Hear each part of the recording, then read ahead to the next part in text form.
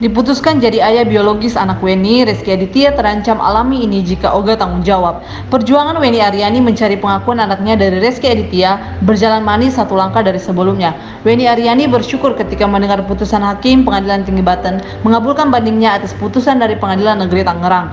Dalam bandingnya, Weni Aryani menyelipkan alasan bahwa meminta Rezky Aditya melakukan tes DNA, memberikan pengakuan hingga tanggung jawab terhadap anaknya. Lantas, apa langkah hukum Weni Aryani usai putusan Pengadilan Tinggi Banten mengabulkan bandingnya? Kami masih menunggu putusan Pengadilan Tinggi Banten ini inkrah. Setelah itu baru kami pikirkan langkah berikutnya, kata kuasa hukum Weni Aryani. Jika Rezky Aditya tak mengajukan kasasi, Ferry meminta mantan dari kliennya mengakui anak ini adalah darah dagingnya.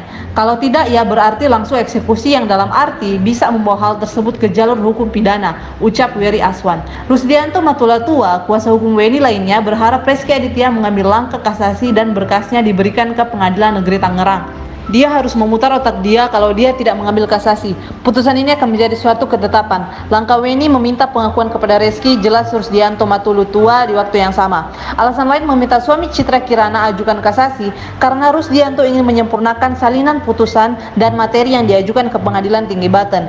Jika tidak kasasi, maka Rezky harus menjalankan tanggung jawab. Kalau nggak dijalankan, kita eksekusi. Ini akan berubah menjadi delik pidana yang menyangkut penelantaran anak, terangnya. Rusdianto miris karena Rezky Aditya belum mengakui anak tersebut adalah darah dagingnya. Hingga akhirnya Hakim Pengadilan Tinggi Banten memutus ia adalah ayah biologis dari anak yang bersama Weni Aryani.